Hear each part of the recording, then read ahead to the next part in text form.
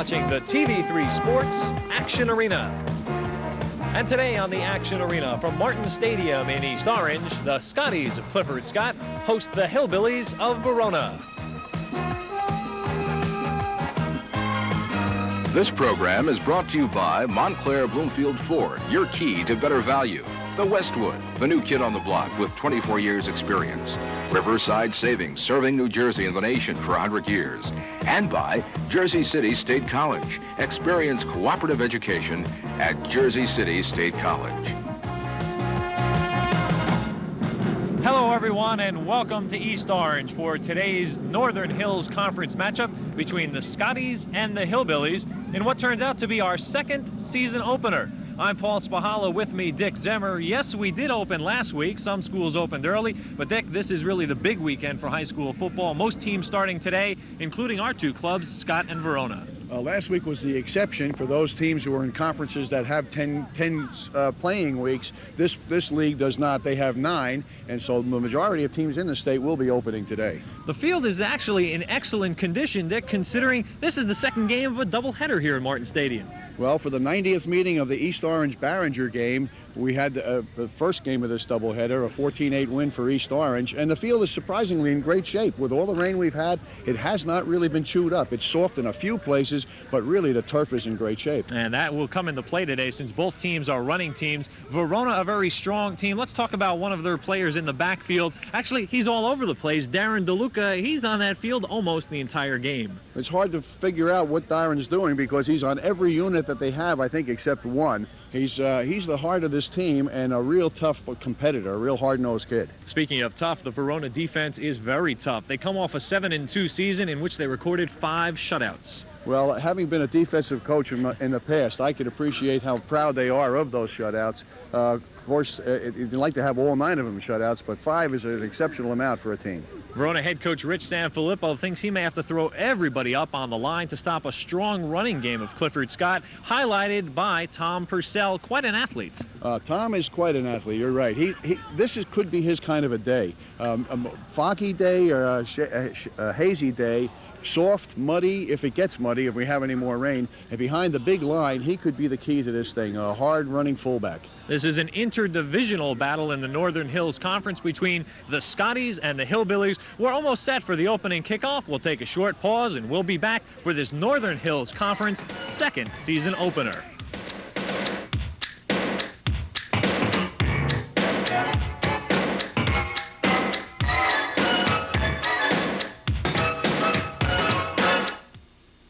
This is not just another TV commercial, because the new 1986 Taurus is not just another car. It's Motor Trend's Car of the Year. It can be yours from Montclair Bloomfield Ford for only $202 a month, equipped with air conditioning, automatic transmission, stereo, and more. No money down, no gimmicks, no extras. Or how about an economical Ford Escort for only $154 a month? Ford leasing is the better way, and Montclair Bloomfield Ford is the place. See Montclair Bloomfield Ford, Bloomfield Avenue in Montclair. When you're planning a special reception or party, plan on the newly renovated Westwood in Garwood. You'll enjoy luxurious banquet rooms, mouth-watering meals, and professional service from business meeting and seminars to elegant wedding receptions. Call the newly renovated Westwood. We're the brand new kid on the block with 24 years experience, and I think that sets us apart. The Westwood, North Avenue in Garwood. Convenient from the Garden State Parkway. We understand that in today's world, you need more than what your parents needed when they came to America. You need knowledge and skills and the opportunity to try out what you've learned in business and industry. In the same tradition as Lady Liberty, Jersey City State College stands for opportunity. We give you college together with on-the-job experience. We give you the power to change your tomorrow. We're the co-op school. Call 1-800-624-1046.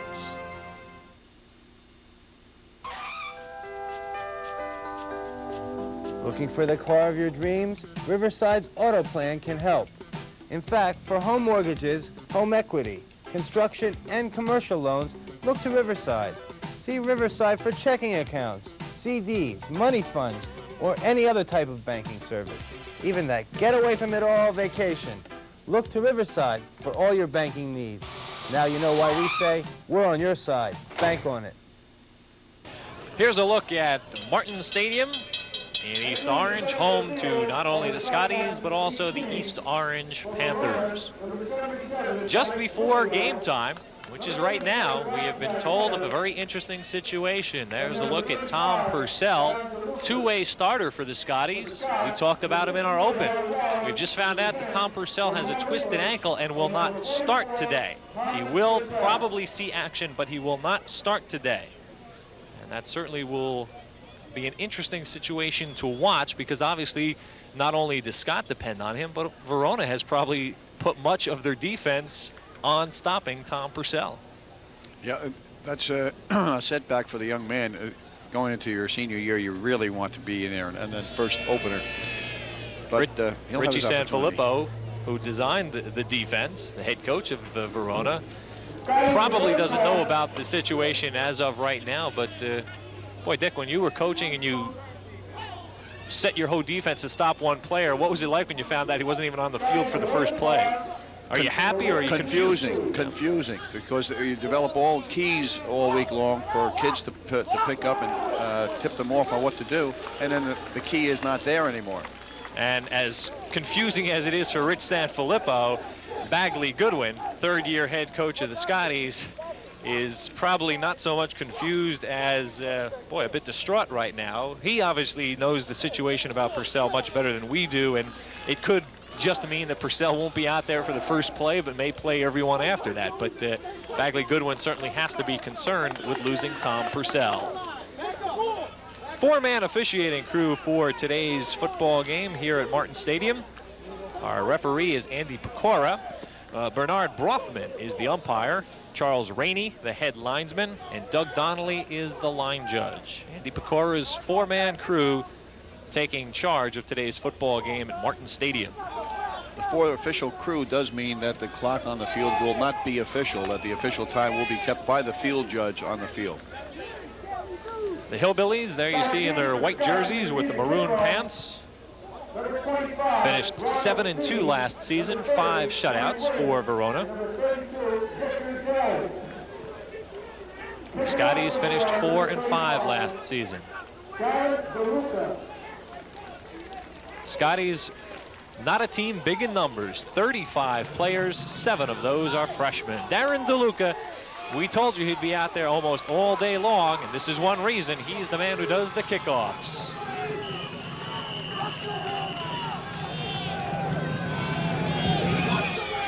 Short kick, left side of the field. Victor Daly has trouble with it. It's kicked out of bounds at the 25. And that is where Clifford Scott will start from. William Butler is the Scotties' left side tackle.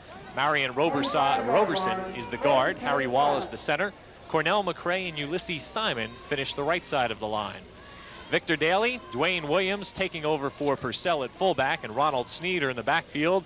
Gabriel McKinney and Troy Barnhart are the ends. Scotty signal caller today will be Ramon English, who we had told would be wearing 14. English has switched over to wear number 10. So English calling signals.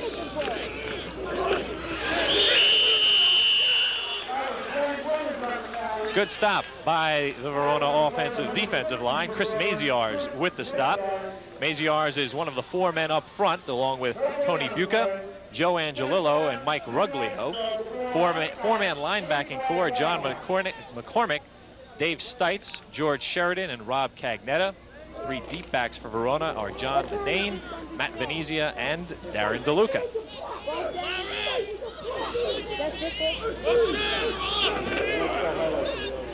Give to Williams, and Williams will have a few.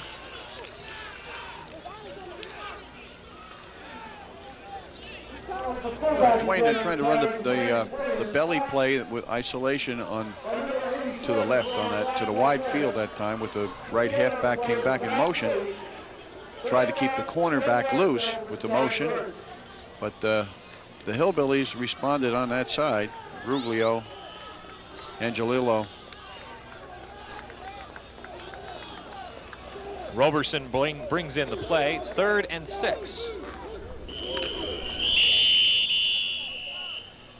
before the play gets started. Whistles. Andy Pecora set to make the call. The penalty, offside, stop. It'll cost the Scotties 5 and make it 3rd and 11. Somebody must have lined up in that neutral zone. I didn't see any movement on the play. Costly, though.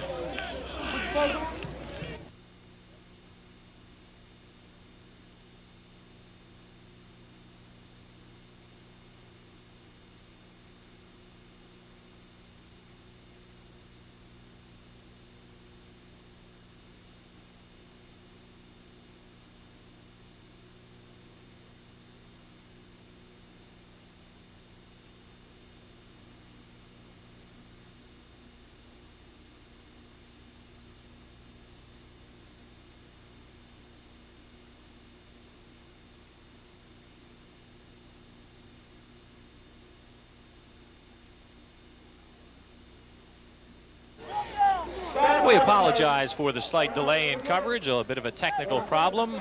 We've only missed a few plays. Clifford Scott had to punt on 4th down. Verona got the ball in great field position, and they have now run 3 plays. They are short of a first down. It is 4th and 3. The ball is now at the Scott 25-yard line. The punt for Clifford Scott was only a 5-yard punt. So Verona got great field position, but they've only been able to go 7 yards in 3 plays. 4 down territory, the Hillbillies will go for it. Mickey Perillo calling signals for the Hillbillies. Delay of game. They got a little too fancy for themselves right there, trying to shift and throw the defense off. That's a first game penalty. Happens when the team is just getting into the season. Well, when that happens in the 8th week of the year, then you really have to worry about it. First game of the year, of course, you're not too thrilled with that happening, but it's almost understandable. Well, when you're sending running guards in there, messenger boys, you make sure that you tell him each accented syllable so that he repeats it properly for the quarterback. I formation, give fake to DeLuca. Perillo almost in the grasp. He ducks under and loses 2 on the play. And Clifford Scott will take over on downs at the 35. And in essence, they've picked up 10 yards on the punt and the loss of downs by Verona. Scotties have a little bit too much speed for Verona outside. When Verona tries to go to the flank, they're having a little bit of problem there because the Scotties are very quick in team pursuit. Ramon English calling signals for the Scotties. 2-man backfield is Daly and Dwayne Williams.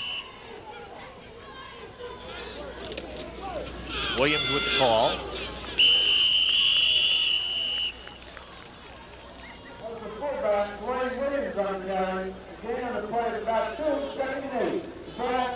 Verona defense is very, very strong right now inside. They're mixing up their defenses. They're playing a combination on one side, a split 6 look defense, and a combination on the other side of what they call a wide tackle 6 defense, which is forcing Scott to run inside into the strength of it. There's not much room to run outside.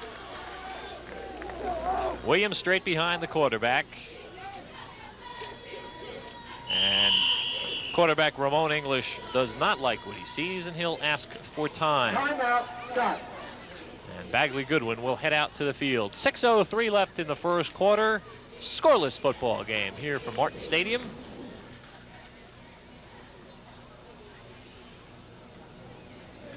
Scotty's also made another number change that we'd like to point out right now. Ron Sneed, instead of wearing 22, is now wearing 25. So quarterback and the halfback decided to pull another jersey out of the locker room today. I guess they thought these would be lucky numbers for the first game of the season. There you see number 44 on the sidelines, Tom Purcell with some of his teammates.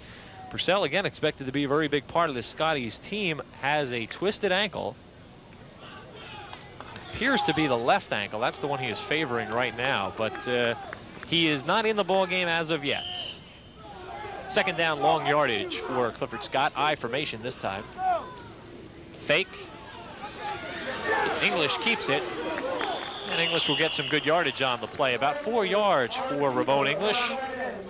He will keep the football and run. He's a good track man. Runs the quarter mile in the spring. Well, on this one, we see down the line option here. He fakes to the fullback on the belly, comes down the line, and what he's reading right there is number 30, John Dapin, coming across to take a pitch, meaning that the quarterback should be open. But alas and alack, the rest of the defense caught up to him as they pursued down the line of scrimmage. 3rd and 3.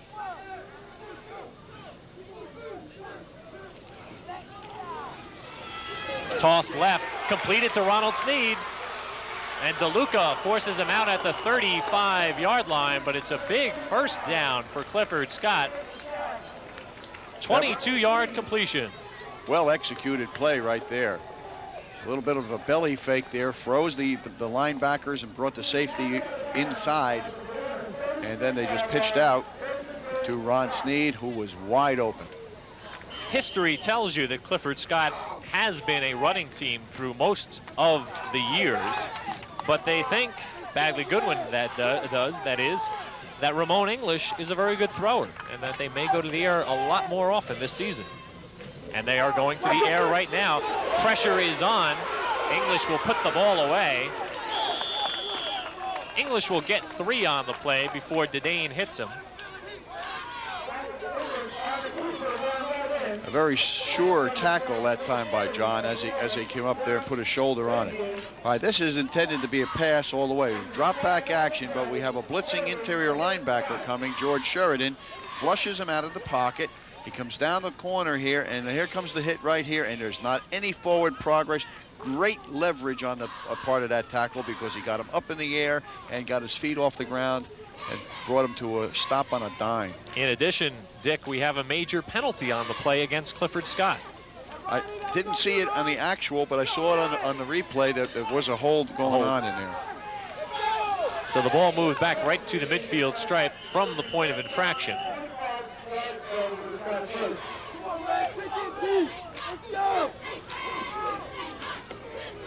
Victor Daly. Thought he was going to turn it outside. Cagnetta finally came up from his linebacker's position. What the outside linebackers do well for Verona is they maintain their leverage on the ball. They force the ball to stay to the inside. They don't let the ball swing to their outside. If they can't make the tackle themselves, they have help there from the interior pursuit. Well-designed defense, well executed. Couple yards on the play, 2nd and long situation still. Let's go, KC! Second man through is Daly. He was 1 block away from ripping off a large gain on that play. Happened to bump into one of his own players. Now, if there's anybody watching from the roof for Verona Hillbillies, they'll keep in mind when they go to that I slot formation that they have run the counter in the past. We saw that counter last week from Scotch Plains. That's right. Maybe that's where Clifford Scott saw it also. 3rd and 17. Looking to throw. Daly has his hands on it. He gets to the 30. He'll be about 5 yards short. 12-yard reception from English to Daly. All right, now we'll see the reason that the play worked so well.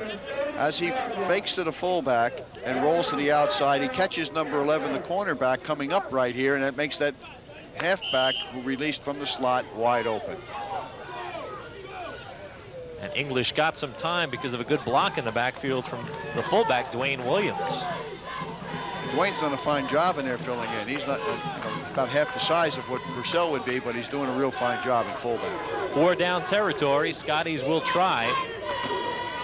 There's that counter play. Sneed is gone. Ronald Sneed will go 30 yards for the touchdown. Just ran it from the left formation that time. Went slot left and ran the belly counter coming back in. And Ron Sneed just turned on the juice. The difference between that one and the first one they ran, Paul, was that the one interior lineman was out of the way on that play, and he didn't run into him.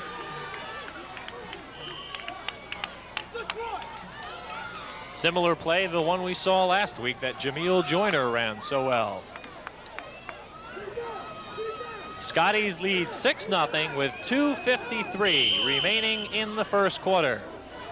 And unfortunately for Clifford Scott, they weren't prepared for the extra point. They have to use one of their 3 timeouts. That's the second one now. They used one earlier in this quarter.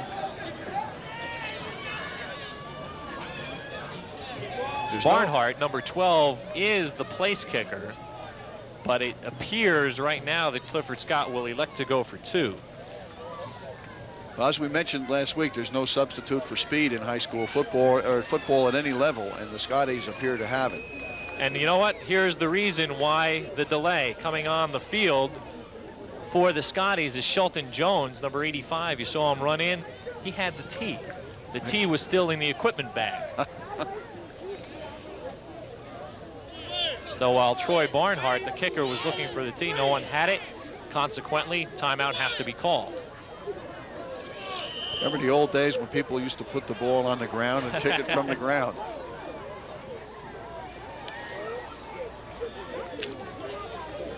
I remember when you used to kick your heel into the ground, and that was your tee. Yes. But the Scotties instead don't need the tee. They are going to try for 2. Quick toss, Sneed with the conversion. So Ronald Sneed gets all 8 points. The second 2 coming on a pass from Ramon English, who is favoring his right arm a bit. After he released that pass, he was legally dumped by pressure coming from the Verona Hillbillies. They really sacked him. Here we'll see the replay of it. Once again, the fake to that fullback, which is key. He's hit right there as he releases the ball, and into the end zone goes our friend Ron Sneed again. So Sneed is accounted now for all 8 Scotty points. 2:53 left in the first quarter. Clifford Scott leads 8-0.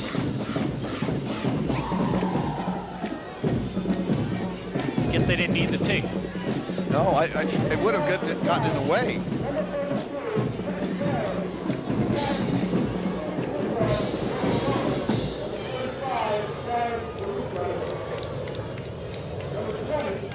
DeLuca, Venezia, and Cagnetta back to receive for Verona. Now, on that touchdown play, Paul, it was a long-distance run right down the center of the field where it appears to be the wettest, and we saw nobody slip. Victor Daly will do the kickoff chores for Clifford Scott.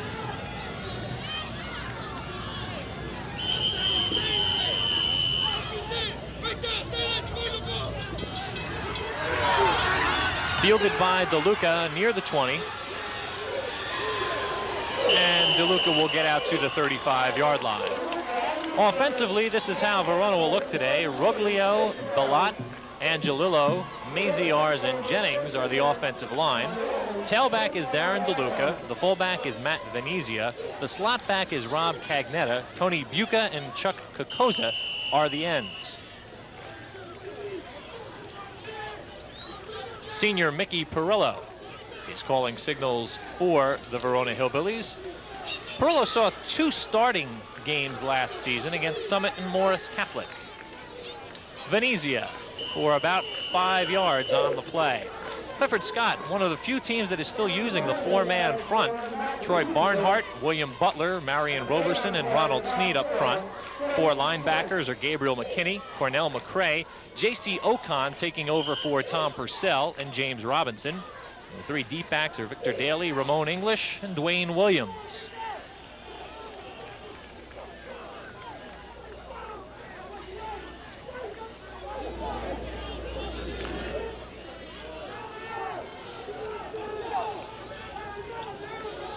Second down, Perillo calling signals DeLuca Venezia in the backfield.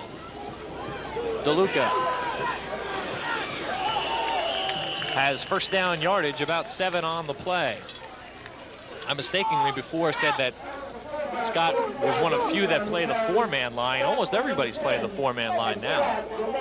All right, nice trap blocking right there. They walled that thing off, and there goes DeLuca right down off left tackle. Now, in the period of time while we were off for technical difficulties, Verona established the running game from tackle to tackle. They had trouble going anything outside on any sweep action, even with their quarterback on sprint out. We'll see if that holds true. Venezia tries the middle, and he is stopped. No gain on the play. Right on that last play, he was one step away from going.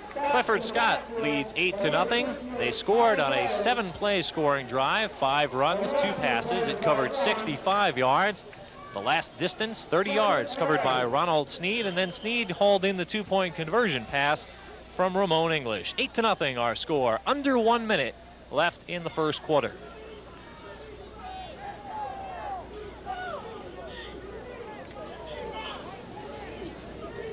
And Dick, even though I made my mistake there, why do you think so many teams have now gone to the 4-4 defense?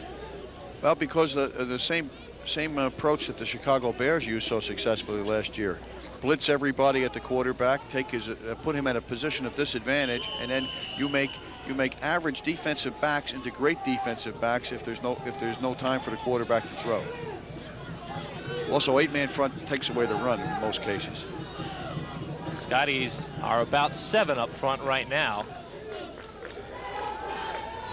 Perillo to Cagnetta, and Cagnetta had to come back for the ball. He makes the first down, a gain of about 12, but the point we want to make is the defensive back on Cagnetta fell. If Cagnetta had kept his footing, he was gone. As we saw last week, Cranford execute the 3-step drop back pass series. That's exactly what Verona is going to be able to do here today. That's the one weakness of man-to-man coverage in high school, is when you go into a real quick passing game and run quick slants or quick hooks, patterns such as that, and that's what Verona ran on that last play. Rich Sanfilippo's Verona team, not all that big up front, but he thinks they can hold a team for a 3-step drop and effectively use that type of quick passing game. And here it comes again, out to Cagnetta. He's got one blocker, and he gets a decent block, and he makes it to the 30. Rich Jennings came outside to make the block. He didn't get a full hit on the cornerback, but enough to give Cagnetta some running room. Let's see if we can watch Jennings, number 66. There's one more, and then more way. Here we go. He's skinning the cat the wrong way right here, or the best way for them. They can't get outside real quick with their foot speed, so they throw the ball outside real quickly. And that accomplishes the same thing as long as the pass is complete. And we did get a nice lead block there by Rich Jennings from Verona. We'll have a measurement as the chains come across the field. Now, I mentioned before that the off tackle seems to be their best bet in the running game. And to get outside, you start faking to the fullback inside and throw the ball out to the wide receiver. It accomplishes the same thing. That's a good coaching job by the Verona staff. This will probably be the last play of the quarter. 6 seconds remaining. Gentleman to the left without the cap is Rich Sanfilippo. 2nd year as head coach of Verona. Many seasons, many successful seasons as the head football coach at Glen Ridge.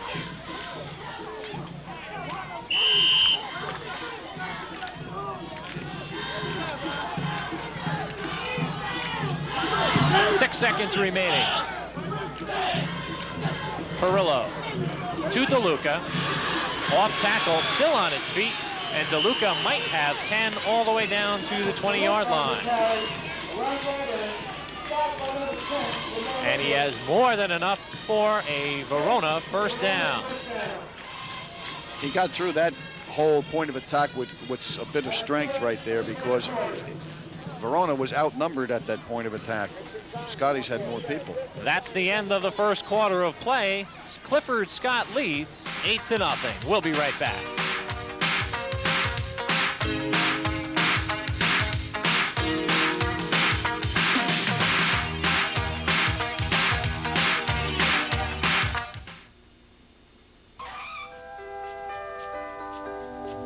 Looking for the car of your dreams? Riverside's Auto Plan can help.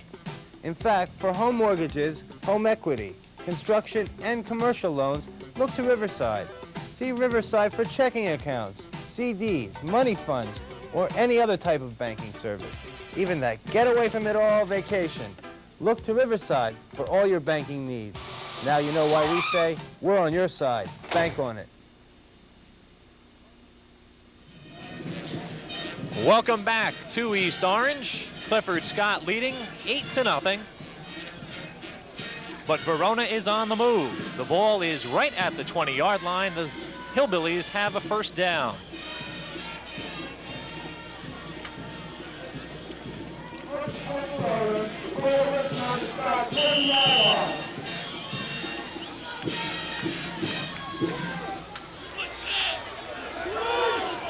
Verona breaks out of the I split back formation. Venezia for a couple yards. If you follow Verona football, the name Venezia might be familiar to you. Matt had a brother, Chris, play for the Hillbillies a few seasons ago. Matt is very quick taking off on this play. It's a very quick start. Well executed tackle there by the inside linebacker, on this case Cornell McRae from the Scotties. Gain of 2 on the play. It looked like it was going to go for bigger yardage than it did.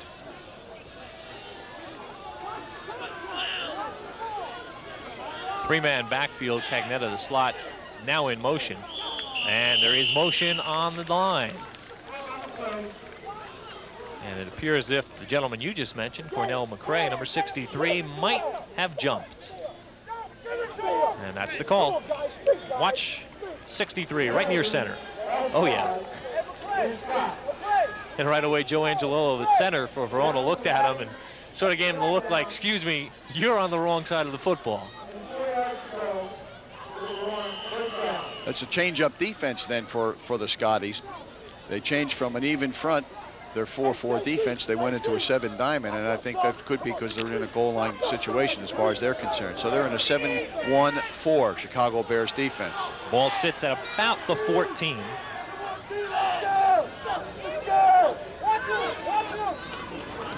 Roll out left.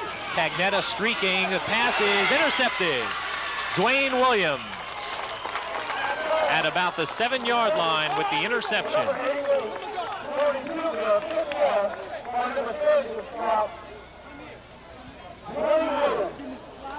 Dwayne is playing in the middle linebacker position in this particular defense, and he drifts over with the flow and just steps right in front. There he goes, right in front of the receiver, and fights like the devil to keep his feet underneath him.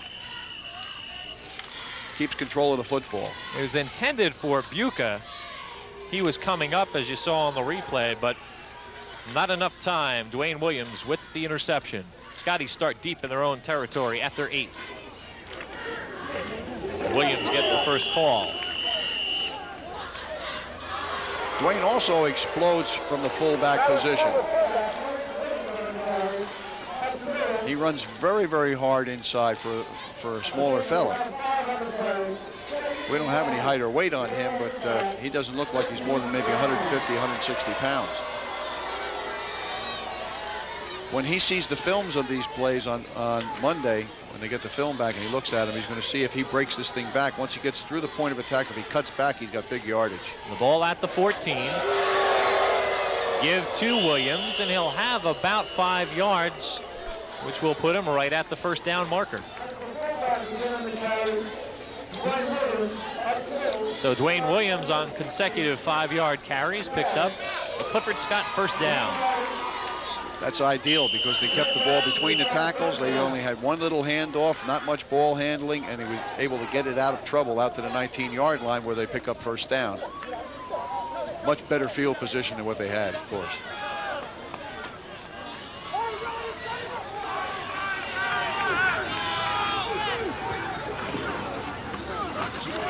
Good block. Daly still alive. Doesn't make much, maybe just 2 yards on the play, and only thanks to J.C. Ocon did he get that. This is the Green Bay sweep that comes out of the Delaware series right here. There's a nice trap block kicking out. He gets a nice daylight to run, but the pursuit catches up from inside coming out. Darren DeLuca from his safety spot. And they put him away. Pickup of about 3 on the play. First man through is Williams, and he will get nothing. They were looking for the fullback on that play. shut the door on. Bucco with the tackle. No gain, 3rd and 7. Scott only 1 of 3 on 3rd down. And let's see if Ramon English decides to take to the air. He'll roll out right, flag on the play. Looking long. Incomplete. Appeared like one of the Scotties had a head start before the ball was snapped that time. But he threw that ball a good 40 yards in the air and just misconnecting. James Robinson, the intended receiver.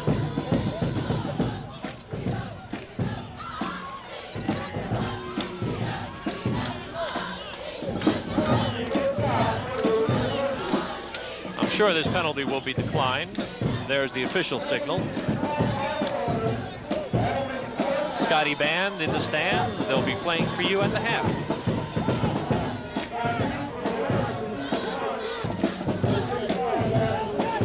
English is out. Troy Barnhart is in to do the punting chores. Barnhart hoping to get off a better punt this time. He only had a 5-yarder in his first effort. That kind of destroys the average ball. Troy, a junior. Good rush. He gets off a floater.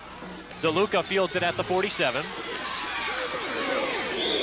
And again, Verona will have very good field position. DeLuca brings it to the Scott 42.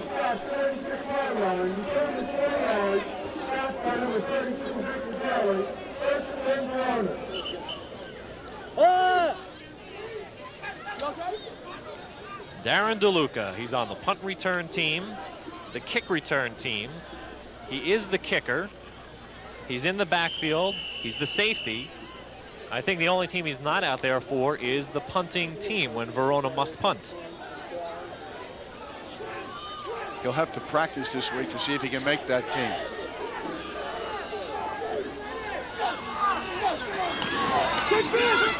DeLuca with the pitch. Gets a good lead block. Gets outside for a couple yards. Tony Ballot threw a nice block, which at least freed him for a few yards. Nice key tackle there by Ron Snead. He looked like the Hillbillies were going to break that one big, and Snead fought off the block and came up and made the tackle.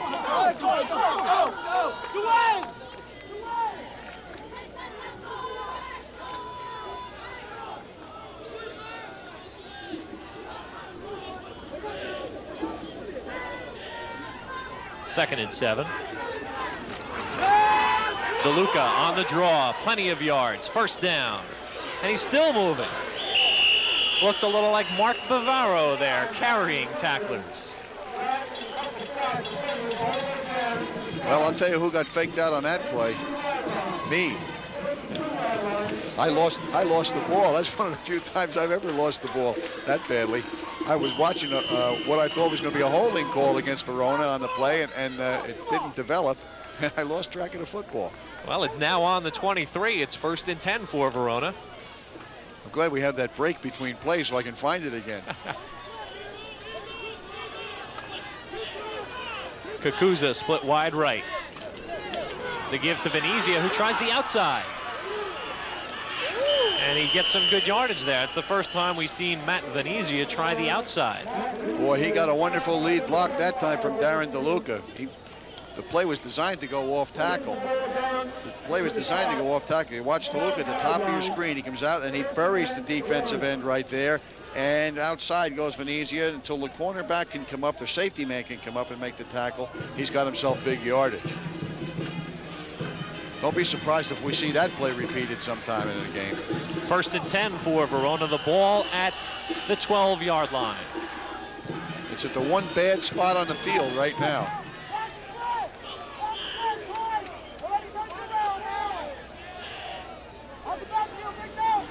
DeLuca stopped at the line. Victor Daly among others.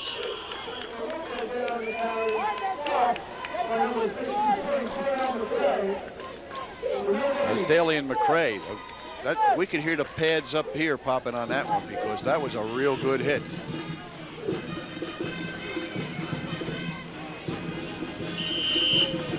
No gain. 2nd and 10. Under 6 minutes now in the first half. Clifford Scott leading 8-0. Ronald Sneed responsible for all 8 points.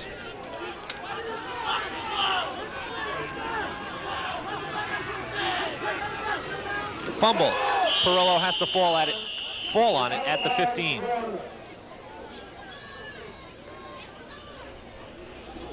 Now it's going to put them into the situation they were in the last time they were knocking on the door down here. He's definitely on his way out before the ball is snapped. Snap looked like it really never got up, though. It just shot right through his legs. The timing really broke down between he and Angelillo, excuse me. First game. You know, the first game of the season, you have that kind of thing happen. From the 15, it's 3rd and 13.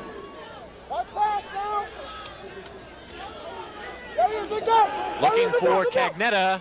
Cagnetta has it at the 4. Ran a very good pattern. He ran right up to the defender, then curled to the inside, and Warner couldn't cover him. And 1, 2, 3. We set the drop and throw right away on the 4th step. There it is, and the curl pattern right there to the 4-yard line. Now they got a decision to make on 4th down. Trailing by 8.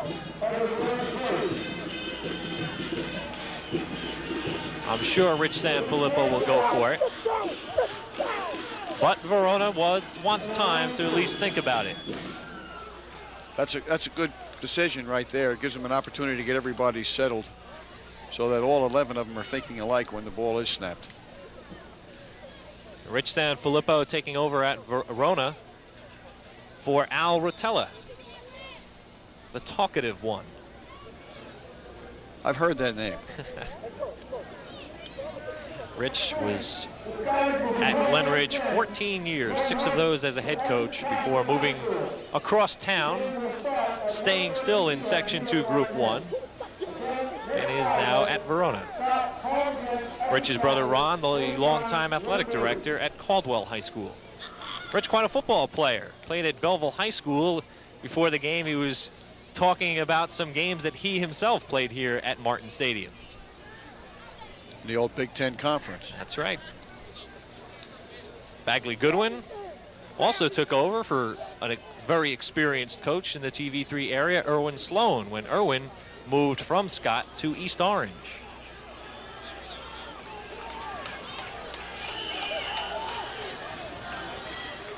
Double split end left, Cagnetta and Kakuza, but the give to Venezia, who gets nothing.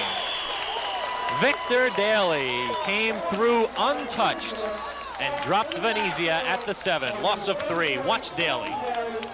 The red shot coming right across the line of scrimmage, untouched. Right there, a good chest-high tackle. Really put the heat on. In that timeout, when Coach Goodwin came out of the huddle and left the field, he had his kids salivating. They couldn't wait for Verona to snap the ball. I was impressed by the way they were ready to attack the offense. A small team in terms of numbers, only 35 players for the Scotties, but some very, very good athletes. Boy, are they back in their own half of the field now. Well, they're so good, they're playing with only 10 men right now. Daly with the and they're carry. going to lose this. They're going to lose this big gainer. They're going to lose this big gainer because they didn't have 7 men on the line of scrimmage. They only had 6 men out there. The tight end was missing.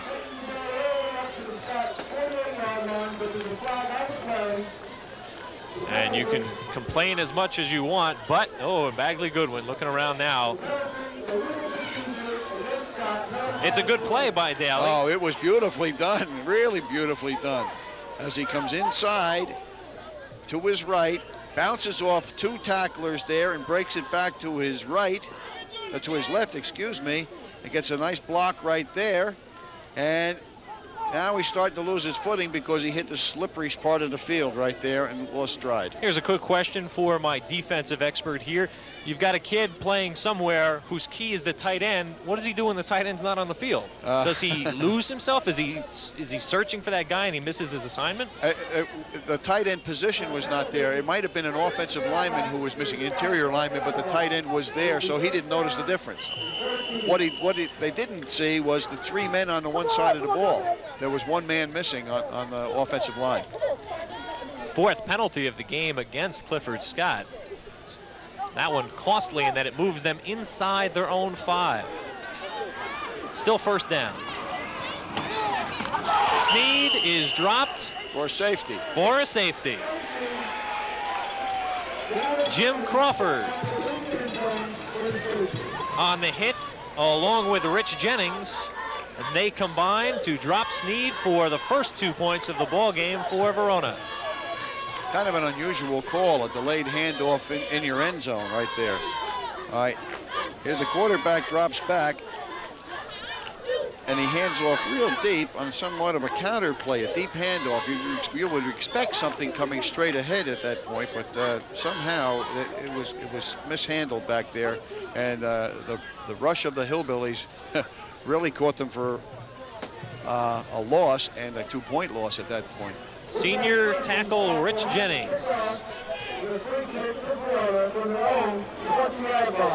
8-2 our score. In the top of the 8th. Last time we did Verona and Clifford Scott in baseball, I think the score was similar.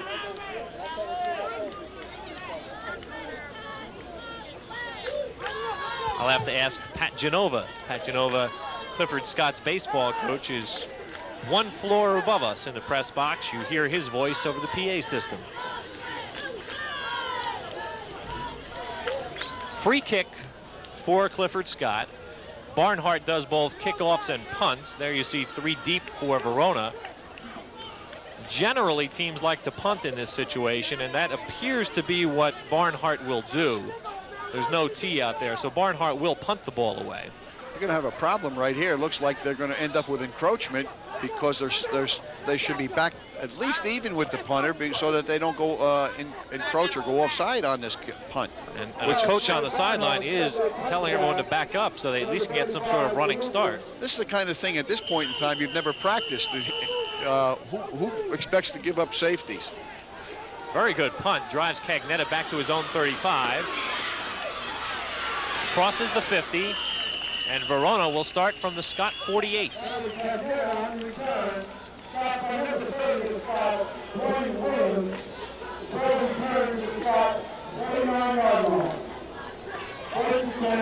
Dick, this is the 4th time Verona will start a possession. 3 of those times have been in Scott territory. One of these times they're going to come up with some points. You really can't give up that if you're the defense that often in the first half and expect to keep the shutout going. Defensively, Scott still has the shutout. It's the offense that gave up the 2 points. Perillo fakes right. He's hit.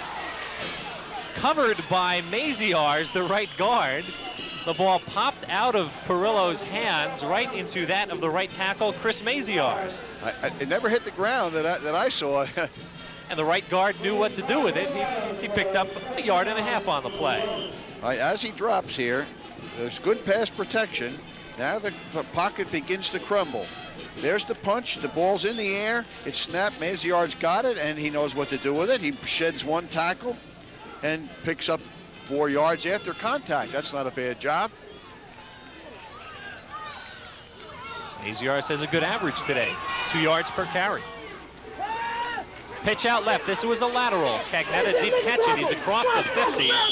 He'll get back to the line of scrimmage. Flags in the backfield. Probably some sort of motion or illegal formation. Illegal procedure formation on that one because they once again did not have 7 men on the line of scrimmage. Both the flanker and the split end were both standing at the same depth in the backfield. I think possibly the Hillbillies are setting Scott up for a double pass here. That was a lateral. It went backwards to Cagnetta. That's the pass. You throw it or bounce it. I don't know if you can handle that on a day like this. I know one of our assistants who had played at Montclair State always told us about the play when Clary Anderson coached at Montclair State, the pass. You throw the ball out to the wide receiver on a bounce. Right. It bounces up to the wide receiver, who in turn throws it down the field to the other wide receiver. That's kind of a desperation play, but it's worked. Clary pulled a lot of those tricks out of his bag of tricks.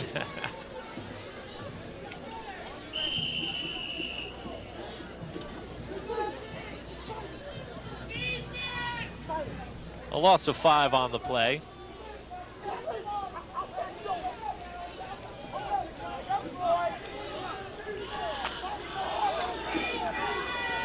Two split ends left. Under 2 minutes in the first half. 8-2, Scott in front. Quick toss, Kakuza. He's hit, he fumbles. No, incomplete pass. Incomplete pass is a good call. It's a good call. Caught it while he was in the air. As he came down, as soon as his foot hit the ground, he was hit and the ball came loose. He never really had possession of the ball. 1, 2, 3, 4. He's ready to throw on his fifth step right there. Here's the contact right there, and I don't think he had possession of that ball. I don't know, Dick. He took a step with the ball. Yeah, but he never had possession while he was taking that step. The ball had never been secured to his body. It was still in his hands and being juggled. Well, right now, there's not too much secured to Chuck Kakuza's body. He took a rip right there, but stays in the ball game. 3rd and long. Perillo looking left. Intended for Cagnetta, overthrown. Little extracurricular stuff, but the shame was that the ball was not completed because the receiver was open. And although we did mention that was the 3rd time Verona had started in Scott territory, again, they come up without any points. Yeah, and lost considerable amount of distance on the play, too. Offsetting personal fouls based on what you saw at the end of the play. As John Madden says, you just pick up right from there. All you do is get your handkerchief dirty on a... 1:39 left. Buca back to punt. Williams and Sneed back to receive. Lefty gives it away. High kick. Sneed fields it at the 16 and is covered. 6-yard return for Sneed. I'd like to give credit to that Verona tackler because he really put on a good open field tackle, but the mud has covered the number completely. I can't tell who it is. Looks to be number 40. For that, we'll credit Frank Bardanero. Well, you get another chance to see the tackle you like. The nice high kick, and he really puts a lick on right there. It was a nice high kick and well covered by the Hillbillies. 1:23 to go.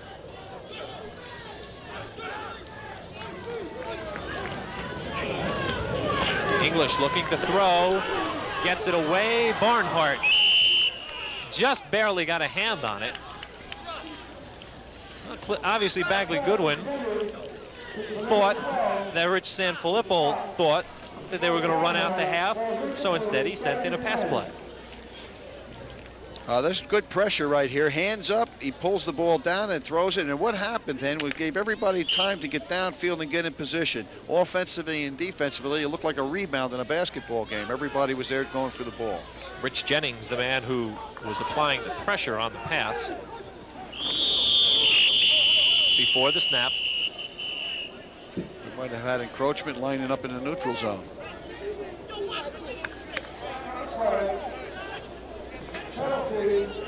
Encroachment lining up in the neutral zone. This will cost Clifford Scott 5. Bagley Goodwin sending in plays. Marion Roberson brings it in.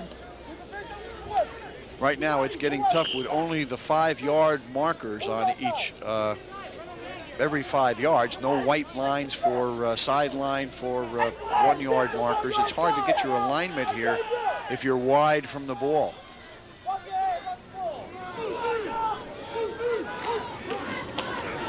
Williams, not much. Verona will quickly call for timeout with 58 seconds left in the first half. They've got one remaining now, Verona. And they do want to force Clifford Scott to punt the ball away. Yep, get some field position. Scotty Band lined up in the northern end zone, getting ready to perform for your enjoyment at halftime. There are a few drops of rain falling right now. We can see in that puddle over to our right, but nothing significant. And the field is, well, it's starting to get sloppy on the right-hand side where all the action has been down here to our right, but on the left-hand side it looks like, you know, a putting green yet. It's not affected at all. There you see what little rain is falling. That is a huge puddle, though, the way you said puddle. Coming up on the TV3 Action Arena, high school football. Perth Amboy and Woodbridge will go at it Saturday the 4th at 8:30 and Sunday the 5th of October at 9:30. Second half of our doubleheader features two other Middlesex County teams, Colonia and Kennedy. A game you can see Saturday the 4th at 10:30 and Sunday morning, October 5th at 10 a.m. Middlesex County football next weekend on the TV3 Action Arena. Fumble recovered by Verona. And not only does Verona get the break that they wanted in that it would have been 4th down and punting, but by calling the timeout, they get an even bigger break in the turnover. Once again, they take over the ball in great field position. The snap never gets to Ramon English.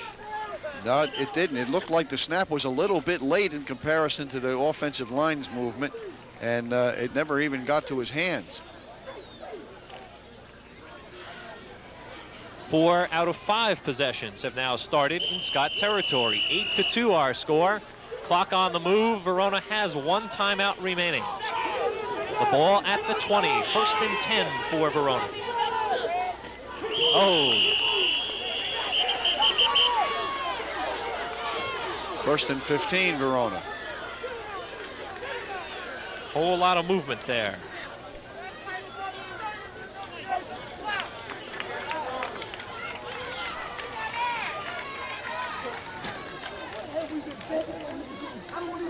Bagley Goodwin calls over William Butler. And although the penalty is against Verona, you might have heard on a microphone, he doesn't want to hear about it. Don't get involved in that sort of stuff. I think it's a good move on his part because the young man got a little bit carried away with the fact that he was fouled. 1st and 15. And his replacement. Well, why don't we just put it back where it was and start all over? Because that's what is going to happen. Larry Gatlin, one of the Gatlin brothers at Clifford Scott High School, comes off the field after he replaced William Butler. And here's a look at what Gatlin did. A little bit of a head start, and he got into the neutral zone. So it's encroachment, it's 5 yards right back. And he buried his face right there because he knew what was about to happen. He wishes he could have stayed right there for the rest of the half. Mickey Perillo calling signals. We're back to 1st and 10. Fumble covered up by the Scotties as time is about to expire. And William Butler comes up with the fumble recovery. And don't you know he loves that. All is forgiven, William. You may come home. No, it is Verona's ball. The call is that Perillo had the ball when his knee touched. Well, we'll have to search this replay out and see if we're accurate on it. He trips over the fullback. No, that ball is absolutely loose. Absolutely loose. Although, in reality, it won't affect the game because as the ball hit, the clock expired. Rich Sanfilippo wants an accounting of the play, but regardless, the first half has come to a close. Clifford Scott leads at this point by a score of 8-2, and as the Scotty Band marches on the field, we'll take a short break, and then we'll be back to Watch them during halftime.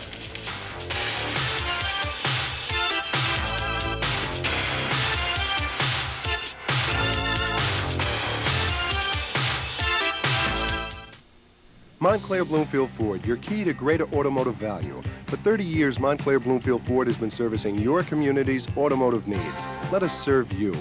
Hi, I'm Joe Carley, inviting you to visit me and my staff in our 30-bay service center. Our insurance-approved body shops and our ideal sales, leasing, and rental facilities. See us for the low-price 86-car truck of your choice. And Montclair Bloomfield Ford features over 50 A1 quality used cars. Montclair Bloomfield Ford, 15 Bloomfield Avenue in Montclair. We understand that in today's world, you need more than what your parents needed when they came to America. You need knowledge and skills and the opportunity to try out what you've learned in business and industry. In the same tradition as Lady Liberty, Jersey City State College stands for opportunity. We give you college together with on-the-job experience. We give you the power to change your tomorrow. We're the co-op school. Call 1-800-624-1046. When you're planning a special reception or party, plan on the newly renovated Westwood in Garwood. You'll enjoy luxurious banquet rooms, mouth-watering meals, and professional service from business meeting and seminars to elegant wedding receptions. Call the newly renovated Westwood. We're the brand new kid on the block with 24 years experience, and I think that sets us apart. The Westwood, North Avenue in Garwood. Convenient from the Garden State Parkway.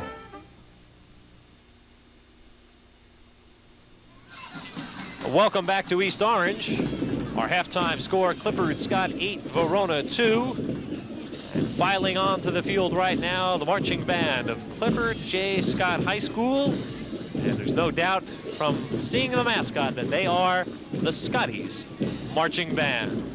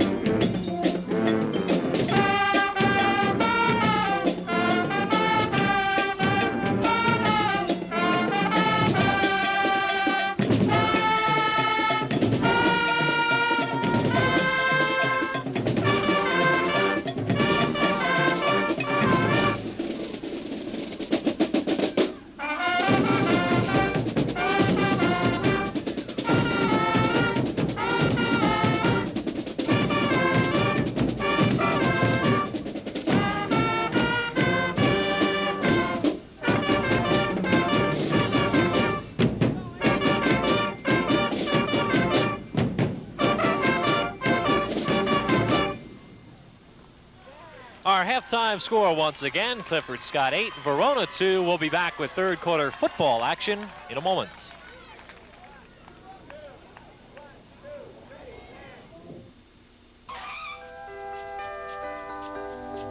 Looking for the car of your dreams? Riverside's Auto Plan can help.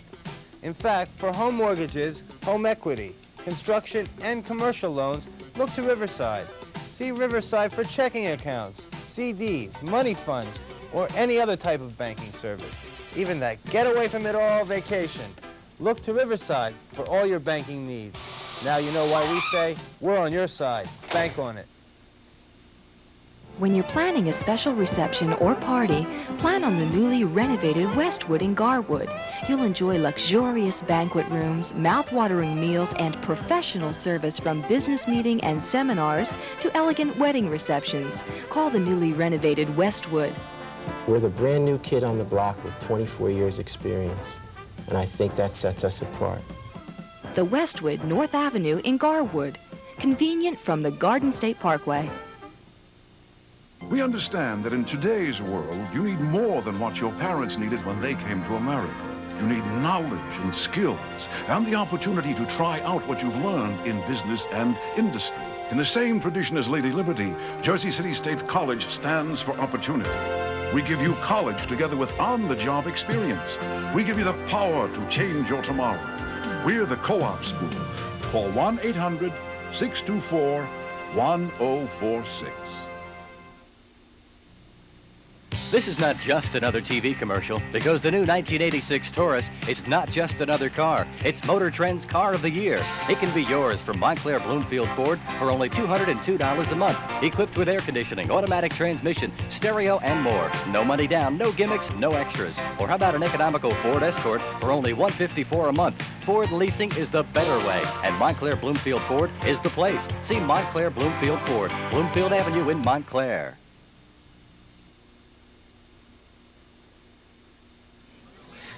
When you come back from the locker room, after you're resting for about 15 minutes, you have to get the blood going again.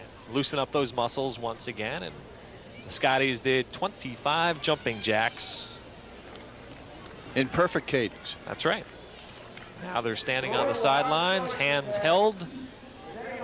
As the teams talk about the second half kickoff, Verona will receive it. Rich Sanfilippo, a bit of a puzzled look on his face. He has to be concerned that his team 4 out of 5 possessions started in Scotty territory, came up blank every time. In the first half, Verona put some good numbers on the board. 7 first downs to only 2 for Clifford Scott. Rushing almost as even as you can get. Passing yardage about the same. Scotty's with a bit of an edge in total yardage, 97 to 88. Verona ran off just a few more plays, 23 to 19, so a very even first half statistically, and that is pretty much reflected on our scoreboard. 8-2 the score. Scotty scoring in the first quarter on a Ronald Sneed 30-yard run, and then Ramon English to Sneed for the 2-point conversion. Verona getting their only 2 points when Rich Jennings dropped Ronald Sneed in the end zone for a safety. So in essence, Sneed has accounted for all 10 points of this football game. The Scotty defense could have had a fire built onto it, however. Having given up so much field position, so much yardage, and no points, that could try and bring them awake second half. DeLuca to the left, Venezia to the right, back to receive for Verona. And even though Verona didn't have really much yardage on the screen, the main reason was every time they got the ball, they didn't have too far to go. Yep, the field held them back. Right, you can't put up too many big numbers when you're only starting at midfield all the time, midfield or better. Victor Daly, number 32, will kick it away for the Scotties to start off the third quarter. 8-2 our score. Clifford Scott in front. Second half of a doubleheader at Martin's Stadium. In the first half, the 90th renewal of the oldest rivalry in New Jersey. East Orange defeated Barringer 14-6. Short kick fielded by DeLuca at the 17. He's across the 30. Reaches the 40. Still going down at about the 43, and a late flag is thrown in.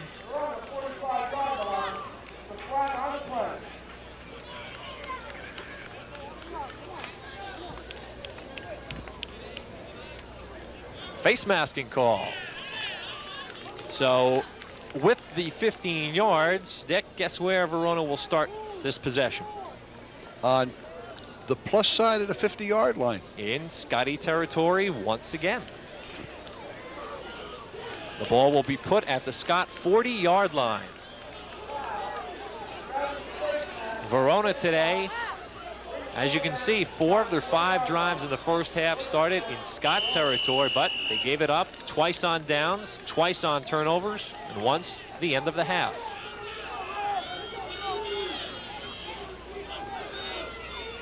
First and 10, Scott 40-yard line. DeLuca on the delay. McCray stops him after a gain of maybe 3.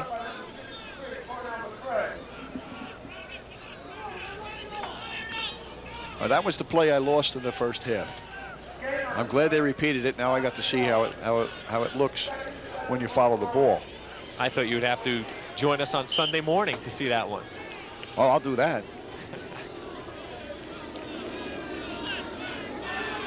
Early stages of the third quarter.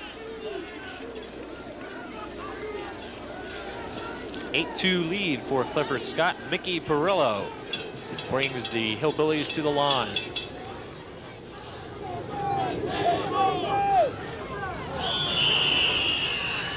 Marion Roberson jumped. Didn't appear that he was drawn off. And that's the call.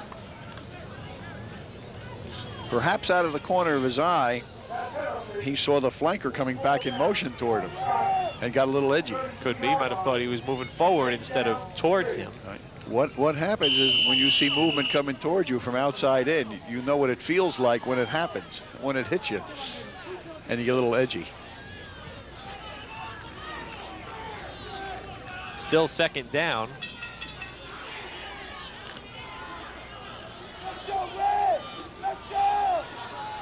Split receivers either way. Venezia coming outside. This is the play they ran successfully in the first half. This time not so successfully. Venezia only gets 2. He'll be a yard shy of a first down. You got a good finishing tackle there from Ron Sneed. Really put a nice pop on. The tackle here, the offensive tackle hooks. That's Roglio. He hooks his man, and to the outside comes Venezia. But there is a real fine hit. Combination tackle by Dwayne Williams and Sneed. Williams and Sneed. They really did a nice job on that. We will get a measurement, however. It appeared that Venezia was short, but on the mark, he's close enough for a look.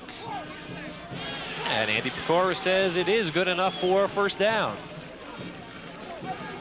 He called that quickly before anybody else had a chance to look at it. So I guess it's all right. Good thing they were using the long football today.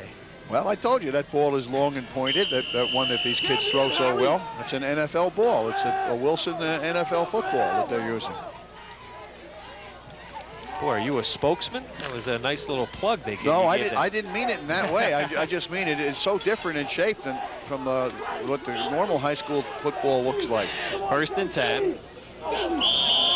I should have known something was going on when you showed up in a Wilson sweatsuit today. Again, movement probably on the defensive line. It seems like every time they brought that flanker back in motion, we've had an encroachment on the Scotties. We see the wide receiver on the way in from the outside because the defender comes with him, but the inside interior lineman comes across into the neutral zone. Every time they've had that motion, there's been an encroachment call. 9th penalty of the day against Clifford Scott. 63 yards of penalties. DeLuca. Boy, there was not much of a hole there at all, but DeLuca turned his shoulders and slid right through. Didn't he get through there in a hurry? I expected to see a pile up on that play, and he just turned his shoulders and got through there like he was greased up with Vaseline. They fire out, and they just do little turnout blocks, and a lead block through by the halfback, Daly. And he's through and has nice yardage on the play. And although William Butler did make the tackle, he missed the initial tackle. He tried to grab DeLuca up top, and you're not going to get Darren DeLuca by trying to tackle him up near the shoulder pads. Going to run to the right with isolation right there, Venezia. Oh, Venezia is stopped immediately by Victor Daly. That's that odd set that they were successful with in the first half, with DeLuca up on almost as a wing back in a double wing formation, and they run Venezia toward him. That time the defense was looking for it, so it's 2nd and 10 situation. And at this point, Scott knows that Verona is not going to be able to run outside of us. We've got too much speed, so Daly could easily stay at home and realize that his left side, his outside, was not going to be exploited. He could just stay home. Roll out, Perillo. Pressure is on. He does get it away. Incomplete. Darren DeLuca took a pop. And he got hit so hard that he hurt the defender. The poppy is on his feet. The popper is down. Watch Ramon English and DeLuca hit at the end of this play. This is rollout pass, but there's nobody blocking the rush. This is what we were told about by Richard about the not being able to hold out. Look at that hit right there. Ba-boom. You can see the wind coming out of Ramon English right now. Keep in mind that Ramon English, the player we see right now, is the Scotties quarterback. He's being attended to over there by Bagley Goodwin. Double duty for Bagley. As a matter of fact, when I met him earlier in the week to talk about this game, he was taping ankles. And Darren DeLuca, well, that's got to be a good feeling for a player, the offensive player, to really get popped, and you're able to walk away and the defender can't get up. Especially when you are laid out like he was, Darren, on that play, reaching up high for and arms extended for that ball, and the wood was laid to him, so to speak. Scotty Bench looking on there, concerned, obviously. Troy Barnhart, who we've seen many times in this game, is the backup quarterback. Hopefully, it is just the fact that English had the wind knocked at him. That is what that sort of play usually happens. Here it is. Boom. Actually, when DeLuca reached up, he turned his body sideways, so it was more the fact that English was hit in the chest with DeLuca's side, his shoulder. Yep. That looks like it would. It looks like they're working in his rib area there, perhaps.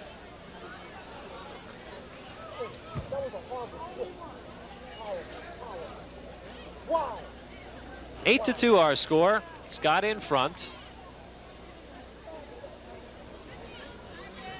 Lots of action coming your way on the TV3 sports scene in the upcoming week. Big weekend next weekend in that a majority of the schools are playing on Fridays. One of those games you'll see on Friday, Perth Amboy and Woodbridge, will be played on Friday. You'll actually see it on TV3 Saturday evening at 8:30 and also Sunday evening at 9:30.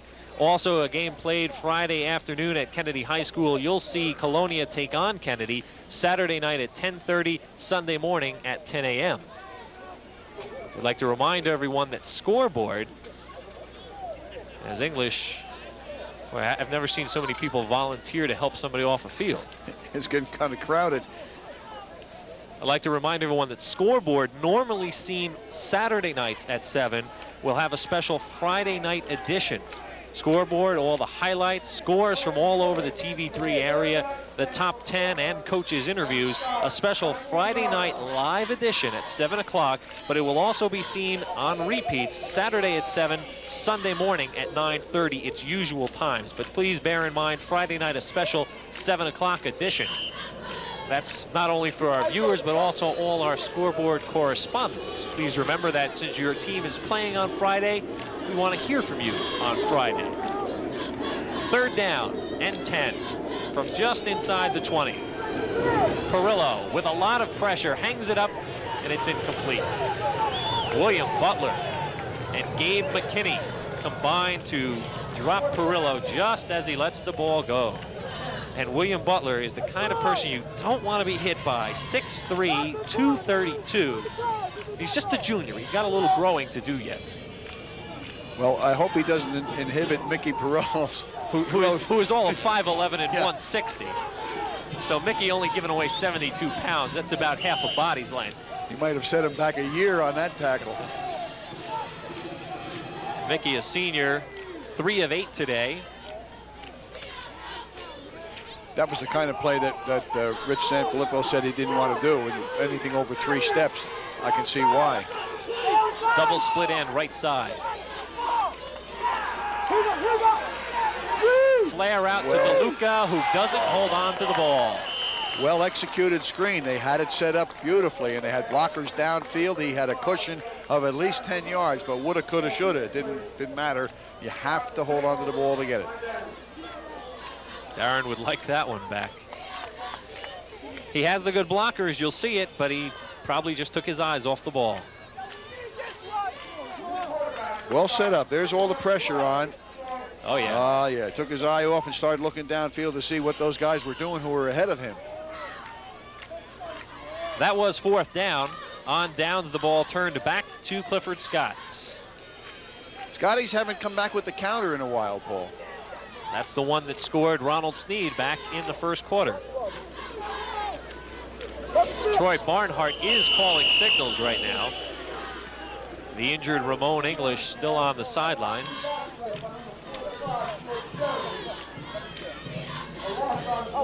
The report from the bench on Ramon English, who you see right there, is a groin injury on the tackle of Darren DeLuca several moments ago. And DeLuca still with his helmet on, which is, I guess you could say, a sign that he does want to come back in the ball game. But as for now, Troy Barnhart taking over at quarterback. Dwayne Williams with the carry. And obviously the injury to Tom Purcell is now diagnosed by us up here in the booth as being very serious. We have not seen Tom all day. It's doubtful we will see him all day. Clifford Scott today has not really started in good field position at all. Look, their best starting position, their own 35, but that's the one they scored on. 2 punts, they scored a touchdown, and they gave the ball, well, they gave it away once and they gave up points once on the safety. But their best starting position was the one they scored on. Under 6 minutes, 3rd quarter. Short yardage on the play for Dwayne Williams. Was that Williams that was saying ooh, or was that you? That was me, because he got popped, and I always feel that. And here's the play that made Dick Zimmer cringe. Well, Victor Daly was his lead blocker on isolation right there, but nobody else got anything decent. He got popped, but he fell off that and spun off and really made a good offensive move to pick up the yardage to get it across the line of scrimmage. Barnhart will punt it away to Venezia and DeLuca. Snap is high. Barnhart, will he eat it? No, he's going to try and run for it. Boy, if he had time to think about this one. Football obviously is a game of quick decisions, but given time, I think Troy Barnhart might have picked it up at the 2 and just run right towards the school and given away 2 more points. Or even kicked it in the wrong direction, out of the end zone. But again, it's a game of split-second decisions, and when 11 big players are running after you, you can't really sit down and, as in chess, think of a good move. But Troy Barnhart had that one back. He would certainly have given up the 2 points. As it is, Verona has the ball on the 8-yard line, 1st and goal. All right, timeout for the Hillbillies. As we saw, Barnhart did not have that much to work with. He got a high pass from center, and maybe the ball was a little bit slippery down there. Might have been centered from a wet spot, and right through his hands as he jumped for it. He looked like he gave it away every inch of height he could in his attempt to get that ball. But it keeps the game consistent, because now Verona takes over on the 7. Is that, yeah, 7-yard line, 8-yard line? 8-yard line. That's a tough one for Barnhart. We're not really criticizing him. No. Boy, that you never practice broken plays. No. Because you just never know when they're going to happen. And they always happen at the worst time. Sanfilippo, a good timeout. Again, his team has had trouble moving the ball, especially inside the 20. And I think Rich right now feels this is maybe our last real big chance. what is it now, 6 of 7 drives that have started inside Scott territory. I don't think Rich, in the 15 years he's been coaching, has been involved in a game where that has happened before. And I think you've got to at one point say, we're not going to get a good break like this again. This is the series. We got to score here because we just can't expect the ball back in their territory again. Not at the 8. 4 downs to tie it with a touchdown. Roll out right. DeLuca has some time. DeLuca is all alone. Touchdown. Mickey Perillo to Darren DeLuca.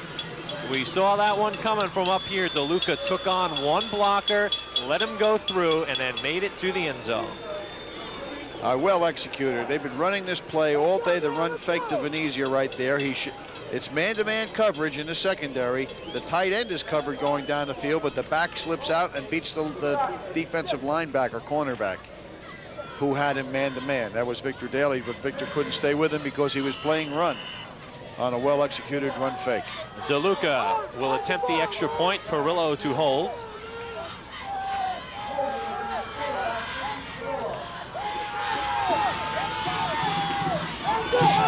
On its way. And through the second-story window for the extra point. The score is now Verona 9, Clifford Scott 8. Get Righetti warmed up. I was just about to say, it's about time to bring in your short man. The second floor window has a cage on it, Paul. The ball did not go through.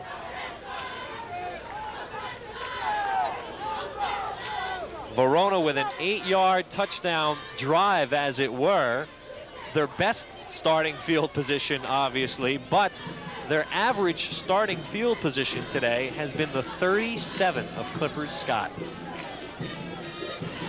Well, good news for the Scotties here. Ramon English is up on his feet, just raring to go in here on offense once they get possession of the ball. And now maybe we will see that counterplay. There's Ramon. Hurt on defense moments ago. Wants to get back in the game offensively. We will see if Bagley Goodwin sends him in. Darren DeLuca will kick it off. He's got to be a tired young man every Saturday evening. Not if there's a victory party.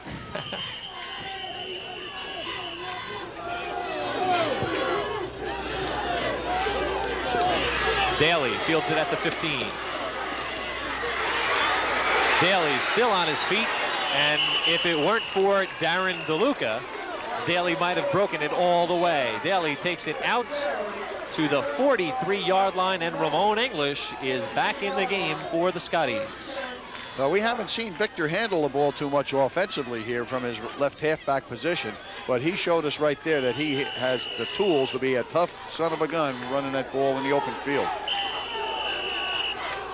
Daly, Williams, and Sneed in the backfield. Sneed in the slot off to the left. The give to Daly, and Buca had him in the backfield, couldn't bring him down, and Daly makes about 5. He's frightening when he gets that ball like that. He just ran right around the trap blocker, kicked out a nice block by Roberson. He kicked out of the block as he was supposed to, but Victor was in a hurry to get around that corner and didn't read the block. He ran around it.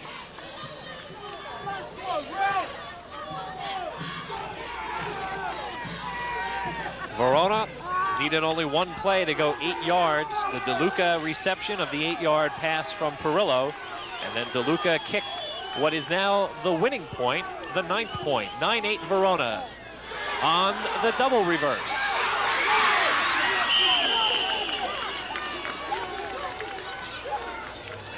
A lot of motion there. It looked like it was a fake to the fullback. First man got it, gave it back to Sneed, and Sneed is injured. There was an awful lot of ball handling on the play, as you're mentioning. And the unique thing about it is that it all happens inside. There's nothing wide about it. There's no wide receiver involved in the play. That's just a double reverse to the wingback, who stood there and waited for his opportunity and then came across. Sneed helped off the field.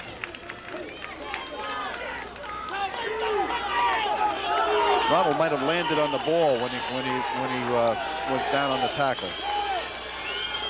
It's not bad enough you got 11 guys coming after you. You have to land on the football and lose the wind. 3rd and 3. The ball just across midfield in Verona territory. And Tom Purcell is in the ball game. The give to Dwayne Williams. Williams will lose 2 yards on the play. Wonderful play by George Sheridan, who diagnosed that and came blitzing across the line of scrimmage with his read. Made the tackle for a loss. Tom Purcell, first appearance in the game. Scheduled, as far as we knew, to start both ways, but before the game we were told an ankle injury would keep him out of action for a good part of the day. And it is just now under 3 minutes left in the 3rd quarter when he makes his first appearance.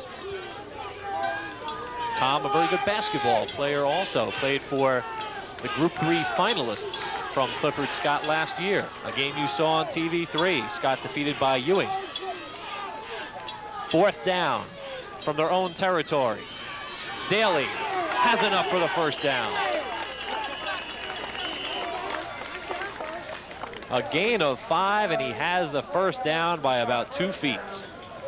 Mr. Daly from the tailback position and when they go I formation shows me an awful lot as a ball carrier. He's got a nice running stride and he reads daylight well.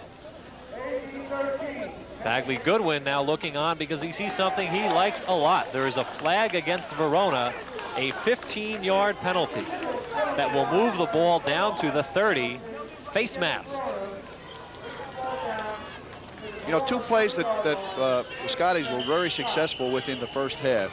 One was the option and the other was that counter, and they haven't run them yet in the second half.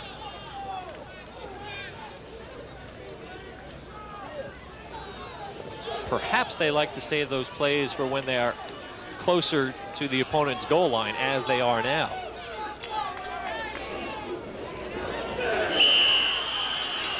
Butler, the left side tackle, almost appeared to start early, but he got a good jump on the ball, but in essence gave the play away that it was coming to the near sideline. Watch for 77. Yeah, you can just see the helmet move right there. Tackle trap. Read nicely by the defense. Butler's hard to miss. Well, it enabled the down lineman in that case in Verona, and I missed the number. It enabled him to follow Mr. Butler right into the inside and made a hero out of him as he read his key, followed the down lineman. 1:30 left in the 3rd quarter. Roll out right. Pressure from Buca. Fumble. And English picks it up. Crosses the 40. And that is just being a very good athlete. When you drop that ball and he didn't want to fall on it, scooped it up and ran. But Verona stops the play for a big loss. Dave Stites with the tackle. Now nobody knocks it from his hand. He's carrying it as a passer and not as a runner. And that's why it just slipped out of his hand, fell to the ground, took a good bounce, right back up to his hand. 3rd and 19. 45 seconds left in the 3rd.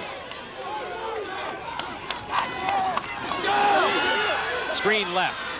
It's there. Oh, incomplete. Right to Dwayne Williams, and just as DeLuca did moments ago, I believe Dwayne Williams just took his eyes off the football. Here's a look at it. This is well set up. Dwayne gives a little bit of a brush block right there to the defensive end coming in at the top of the screen, slips the block, is out there, and he just jumped a little bit too soon, that's all. The screen was well set up, and he had big yardage. We've been saying that all day, though. In the previous game, in the first game of the doubleheader, it was screen pass day, too. 4th and 19. 34 seconds left in the 3rd quarter. 9-8 Verona by 1. Good pass. Barnhart gets down to the 21, but it is not a first down. Turned over on downs, back to the Hillbillies. About a yard short. I believe Darren DeLuca made the tackle. Just a yard short. threw the ball well. It was received well, but the defense just laid off a bit, came up and made the pop, stopped them from making the first down. Well, it's something new now, Paul. Here we go with Verona, and they're on their side of the 50-yard line. And I think Verona will be happy to let the third quarter expire. Under 10 seconds. And that is it. End of 3. Verona leads 9-8.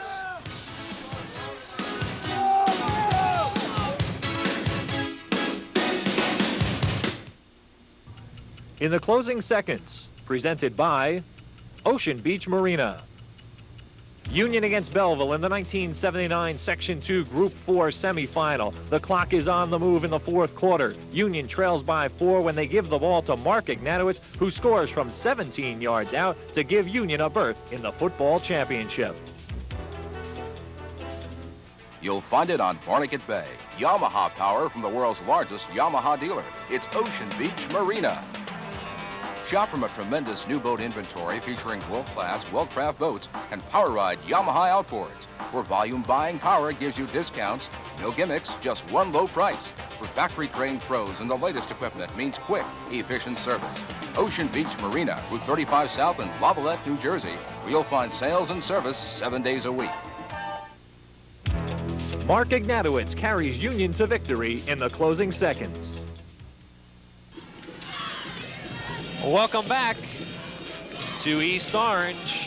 Scotties jumped out in front 8-0, gave up 2 points, and then Verona scored in the third. It's a 9-8 ball game. Warm up the Toyota in the bullpen and get Rigetti ready, because it's gonna be one of those great finishes here. 9-8, Verona leading by 1. Venezia tries the right side, gets nothing on first down.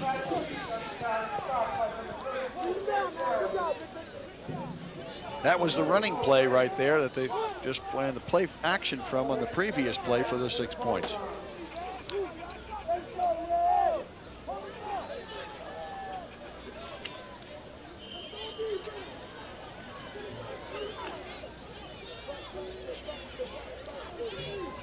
Joe Gannon just came in, bringing the play in from the sideline, replacing Tony Ballot.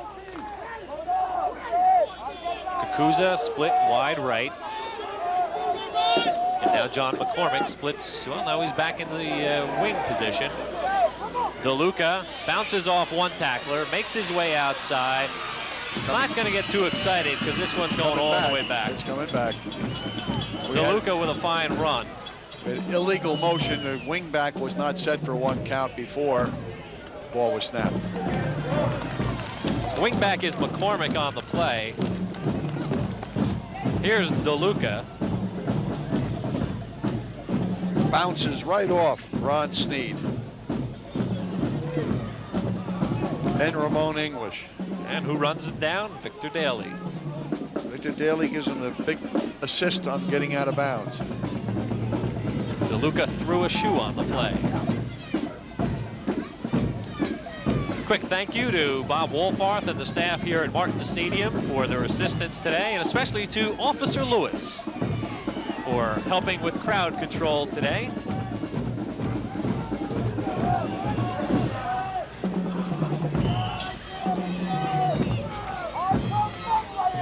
He kept the lenses of these cameras operating. Officer Lewis enjoying the game, but also being a big help to us today.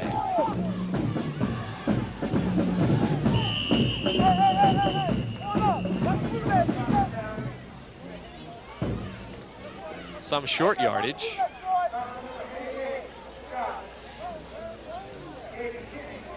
Just under 11 minutes, early action. And there, another look at Officer Lewis of the East Orange Police Department. He knows he's on camera. He's just acting nonchalant. He'd better know it was right in his face. 3rd and 12. Perillo yelling out signals to Kakuza. DeLuca with the call. DeLuca finds an opening. He's got a first down. Ron Snead tripped him with a fingernail and prevented him from going a long way. You know, he's got surprising speed for a guy his size. He goes 5'11", 190. Venezio's out ahead of him there with a nice block. There it is. Just caught the tip of his toe there, Ron Snead did, while he was lying on the ground and tripped him up. But he's got good speed for a guy his size. But a first down for Verona. 10 minutes exactly left in the football game.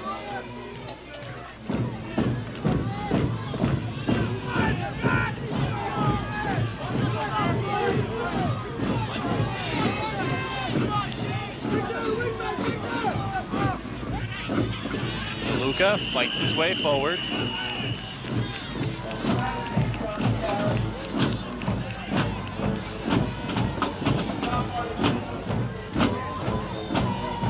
Venezia on the carry. Matt might have seen some action today at tailback also. DeLuca, as you can imagine, playing all the positions he does need a breather once in a while, and Rich Sanfilippo will take him out, move Venezia from fullback to tailback, and bring in a new fullback. I really haven't seen that today. The closest thing to it is when they put DeLuca on the wingback position and ran as this set is right now. Give to Venezia. Bounces off a tackle and makes about 3 on the play. A big third down coming up here, Verona. 3rd and 3. Not only does it mean a first down, that is, mean 4 more plays, but it improves your punting position by 10 yards. And each play is going to take about 30 seconds off the clock. Rich Sanfilippo coached 2 Group 1 state champions, both of those while at Glen Ridge, 1980 and 1982.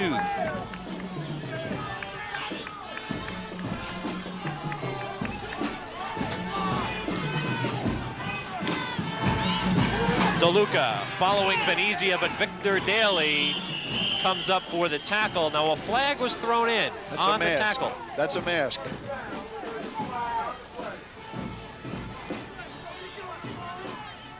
And that is the call. We've seen more face mask penalties today than you usually see in a season. Each time we had one called today, it was the only available area left to make the tackle on. There was gang tackling was going on, and the youngster just reached in to try and get whatever he could, and he got a mask. Andy Bacoro with the call. Once again, Andy's crew in charge of today's football game. Bernard Brothman, Charles Rainey, Doug Donnelly. The ball now at the Scott 44-yard line.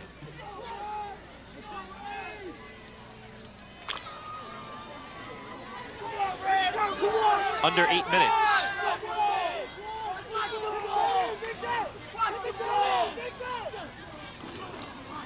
DeLuca, left side, fights his way forward for 8.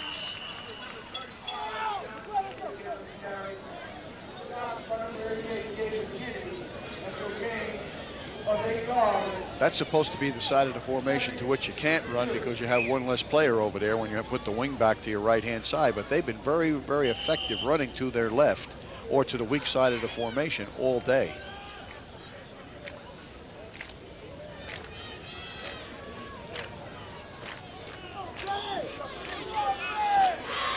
DeLuca, 11 carries today for 68 yards. Motion.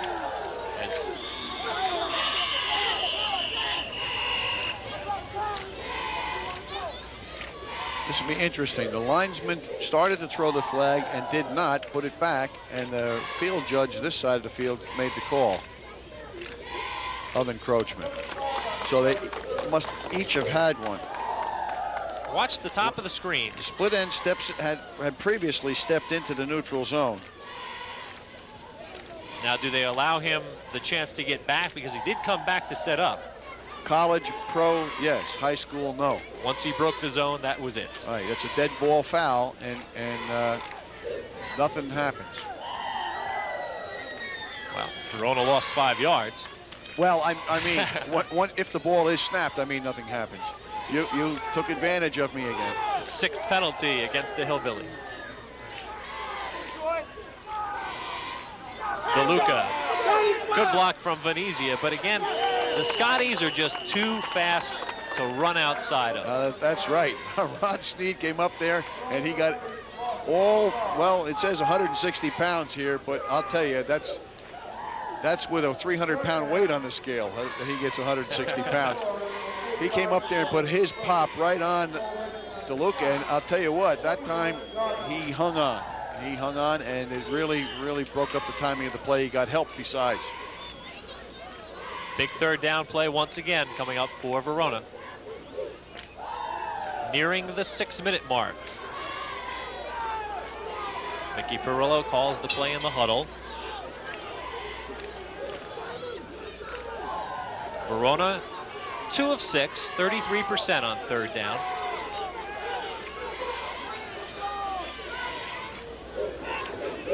The fake to Cagnetta, DeLuca keeps it. Verona tried to set up an end around. DeLuca got about 3, 4th down, and it appears Rich Sanfilippo has sent in the punting team. Tony Buca will give it away and try to bury the Scotties deep. Now, what he doesn't want to do this time is kick the ball in the end zone. He'd like to keep it in the field of play or into the coffin corner if he can.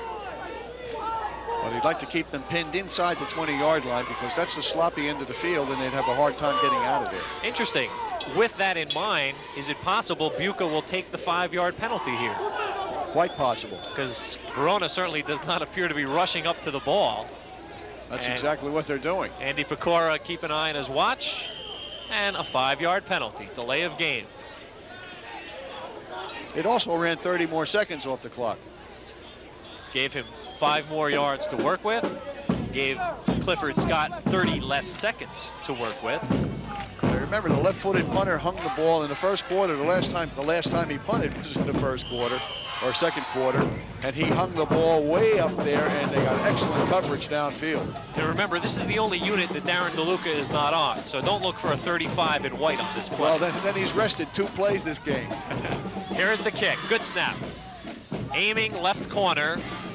Snead will field it on the run at the 17. And he's covered well. Good coverage on the play. Dave Stites.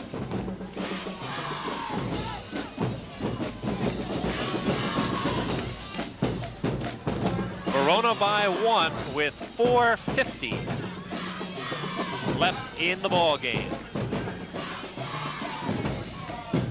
And as I check my notes right here, Verona had the ball for what is now the entire 4th quarter. They had the ball over 7 minutes. Well, they accomplished what they wanted on that drive.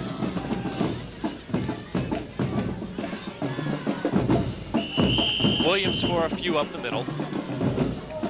What they're going to do right now is force the Scotties into a game that they haven't wanted to play, and that's the passing game. I believe right now Bagley Goodwin has probably got to feel a little over 4 minutes left. He still has a chance to run the ball down the field. He needs a couple of long gainers. He may need to run out of bounds a few plays. But as soon as they don't have a wingback, they can't run the counter, and that's been their big ground gainer. From the 27, the give to Barnhart, nothing.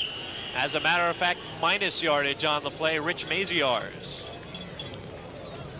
Maziarz, excuse me, came through.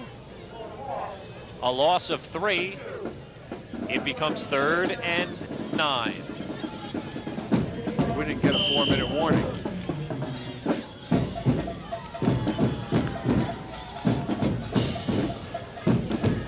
Barnhart comes in, and Purcell is back in. He might be in there as a blocker now. Purcell, a good basketball player. They might send him on that fast break and hope to send one up to him. Counter coming up. Nope. Roll out right. Daly hauls it in, and Daly gets out of bounds. That's the other play they've run from that is the rollout to the slot to Daly. He's a fine player. Very good player. They got some nice athletes on this ball club. And good touch on that pass by Ramon English. And he does seem to be one of the better passers Clifford Scott has had for several seasons. An added dimension to the Scott offense. Well, you mentioned that they've been known historically as a running team. First down from the 38. English setting up the screen left to Sneed. Sneed cuts it back inside. He is across the 50-yard line. And the Scotties are on the move. Just under 3 minutes. Ron's got quick feet when he gets that open field. And he made a real good decision to turn it inside. Now 88 recognizes that's Gabriel. No, that's not Gabriel. It's Tony Buca. Tony recognized that he was being snookered on the play, and he started to grab a handful of jersey on the play. You saw that too. Yeah. That's the best you can do. And he saw, there's a screen coming. Let's grab whatever I can at this point. Because usually he's the outside man on the line of scrimmage. That's his responsibility, is that screen pass. But he recognized he was snafu'd. 2:30 left. Mix up in the backfield. The play never got off because of some good pursuit by Mike Ruglio. Mike almost got the handoff, too. Mike, one of the sack leaders from this Verona defense of last year, which recorded 5 shutouts. 5'11" senior, taking some deep breaths right there. Contrasting styles of defense, both use essentially the same defensive formation. Verona plays with 4 down linemen, and the Scotties play with 2. Under 2 minutes. English. Here we go again. Barnhart turns it inside, and Barnhart is about 2 yards shy of the first down. And now they've got to hustle. And Barnhart had, of course, 2 choices there. He could have tried to duck outside and stop the clock. Instead, he turned it in. Now, after he gets the ball, his footwork makes him here. He gets the catch. He could have gone to the sideline, but he breaks that tackle and sees the sidelines taken away and tries to come back inside, breaks the second tackle, and gets caught by the 3rd man. Sideline was closed off, I believe. That's Bardenaro.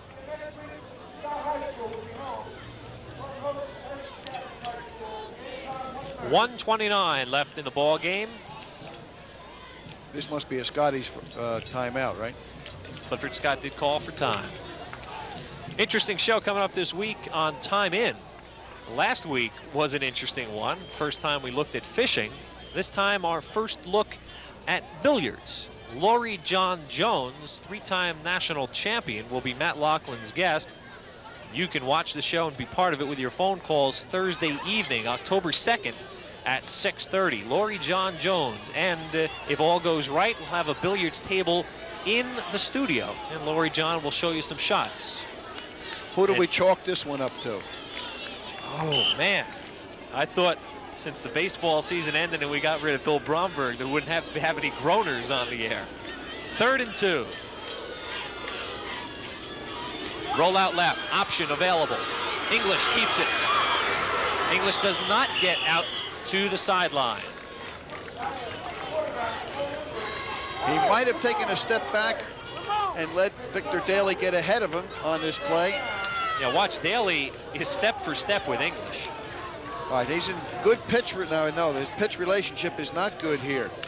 All right, now is the point where he should duck up ahead and get the block, but it doesn't have that opportunity because Ramon tried to outrun him on the play.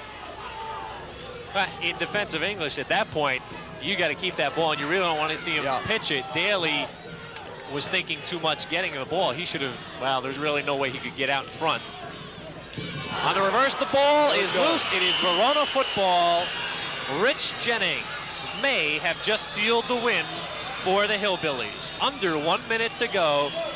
Jennings, the senior, found the football on the ground, but hold on a moment. There are flags all over the place. I think we have a dead ball, spiking the ball on the part of Verona. It might have been. There's the ball on the turf. Jennings covers it.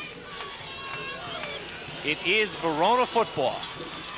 Although the flag may be against them, it is Verona ball. Yeah, we're going to have. That's really all that matters. We're going to have a 1st and 25 situation here. I think it's a dead ball foul. Dead ball, unsportsmanlike. Yes, sir. It's 1st and 25.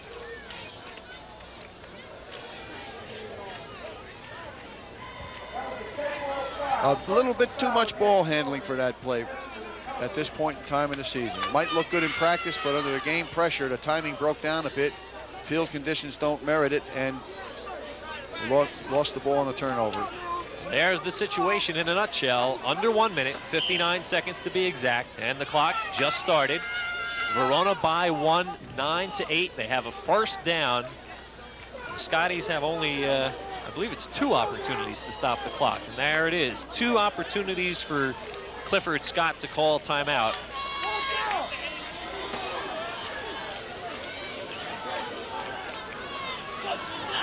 Verona taking as much time as they can. Perillo will fall to the turf. And quickly, Clifford Scott calls for time with 29 seconds to go.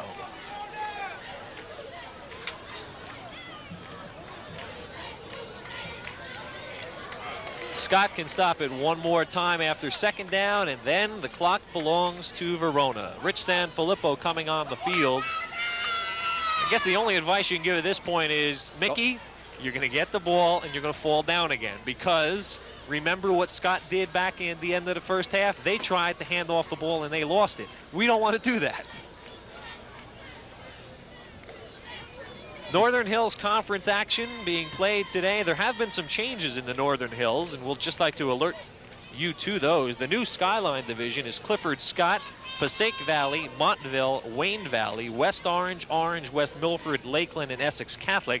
Those are generally the larger schools. The suburban division, the smaller schools, Verona, DePaul, Del Barton, Pequannock, Madison, Caldwell, Milburn, Butler, and Morris Catholic.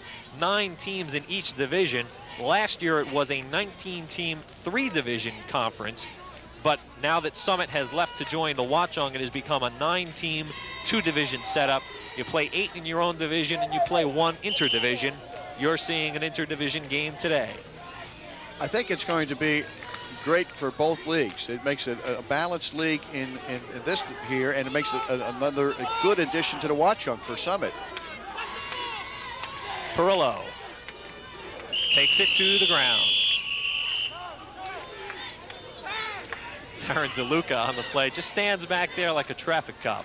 Looked a little like Officer Lewis on the play. Anybody comes in the area looking for Mickey Perillo, they're not going to find him. 22 seconds to go. Clifford Scott has used their last timeout. And at this point, barring a strange finish, we will be down on the field for a post-game show with Rich Sanfilippo and a few players to talk about an opening day victory for the Verona Hillbillies. And you've got to win them to be in it, as they say, because Section 2 Group 1 is always packed with good teams. Verona, New Providence, Greerly, Roselle Park.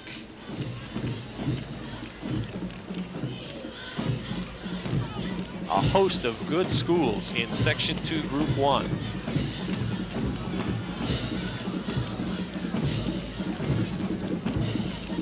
Well, you see a lot of teams from the TV3 viewing area in this division with West Orange and Scott.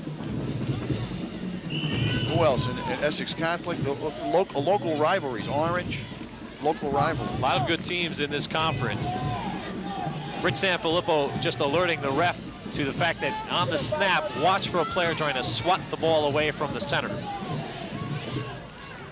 Perillo falls on it, and that should be the ball game.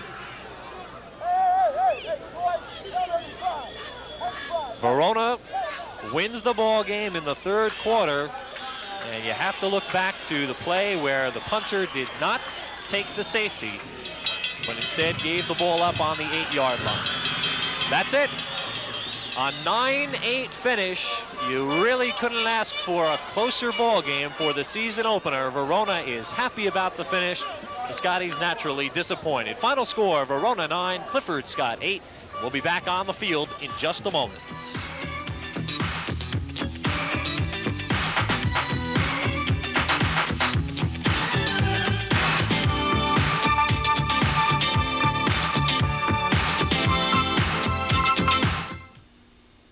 Montclair Bloomfield Ford, your key to greater automotive value. For 30 years, Montclair Bloomfield Ford has been servicing your community's automotive needs. Let us serve you. Hi, I'm Joe Carley, inviting you to visit me, my staff, and our 30-bay service center. Our insurance-approved body shops and our ideal sales, leasing, and rental facilities. See us for the low-price 86 car or truck of your choice. And Montclair Bloomfield Ford features over 50 A1 quality used cars. Montclair Bloomfield Ford, 15 Bloomfield Avenue in Montclair. When you're planning a special reception or party, plan on the newly renovated Westwood in Garwood. You'll enjoy luxurious banquet rooms, mouth-watering meals, and professional service from business meeting and seminars to elegant wedding receptions. Call the newly renovated Westwood. We're the brand new kid on the block with 24 years experience, and I think that sets us apart. The Westwood, North Avenue in Garwood. Convenient from the Garden State Parkway.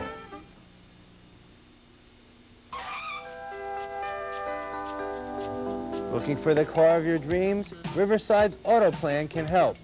In fact, for home mortgages, home equity, construction, and commercial loans, look to Riverside. See Riverside for checking accounts, CDs, money funds, or any other type of banking service. Even that get-away-from-it-all vacation.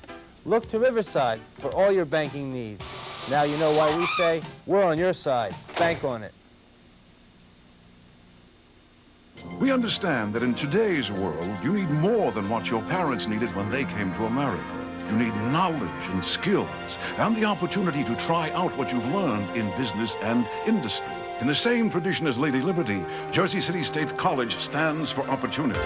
We give you college together with on-the-job experience. We give you the power to change your tomorrow. We're the co-op school. Call 1-800-624-1046.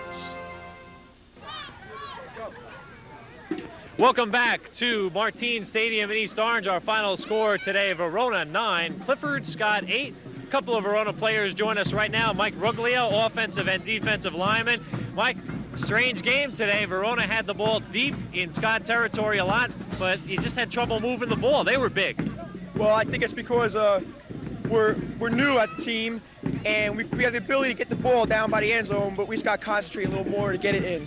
When you were on the defense, were you very concerned about their speed? It seemed they had a lot of speed, and they might have tried to run the ball outside, although they didn't. Yeah, I was concerned about their speed, but we had a new defense with a 6'2" in there. I was pretty confident we were going to stop them. We had every man in the gap, so. They didn't pass that often. I guess you really weren't expecting them to pass. No, we weren't. All right, Mike, thanks very much for coming by. Congratulations on an opening day win. Darren DeLuca, step on in here. Darren, excellent game for you today. Although, once again, great field position for the Hillbillies, but it was tough to move that ball forward. It was very tough. They had one time down here when Matt Venezia had the ball. We tried to go outside, and we couldn't because they were all there. They had like 3 guys there. But the big play for Verona came when you went out and received the pass out of the backfield. Good call on first down. I'm sure they weren't expecting it. Of course they weren't, because we had our slot that came in, and I just went right outside, just slid outside. Darren, do you get tired? You're out there for almost every play except for the punting down. Yes. Darren, thanks very much for coming by. Congratulations on the win, Rich.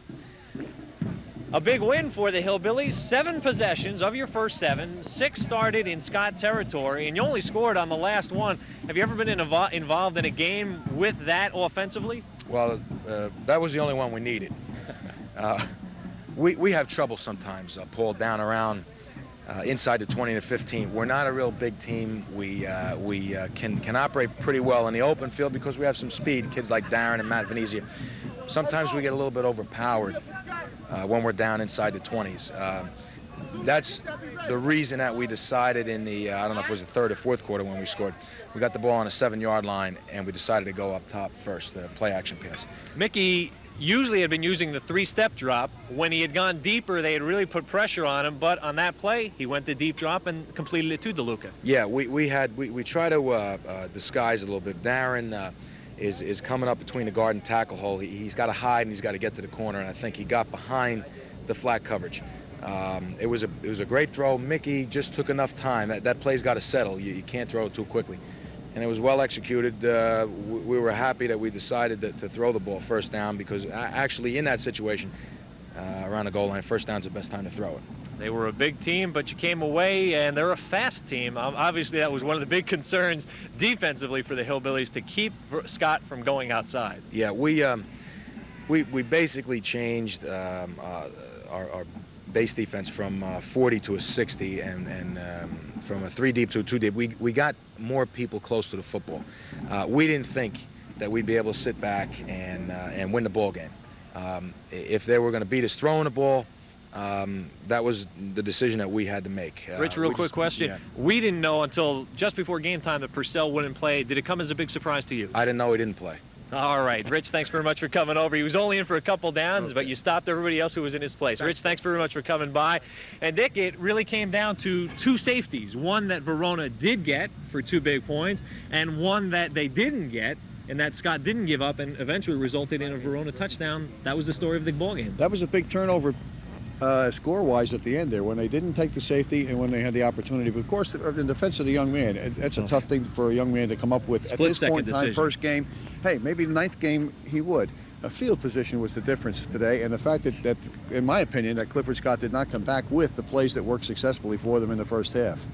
9-8 the final score once again. Verona the winner.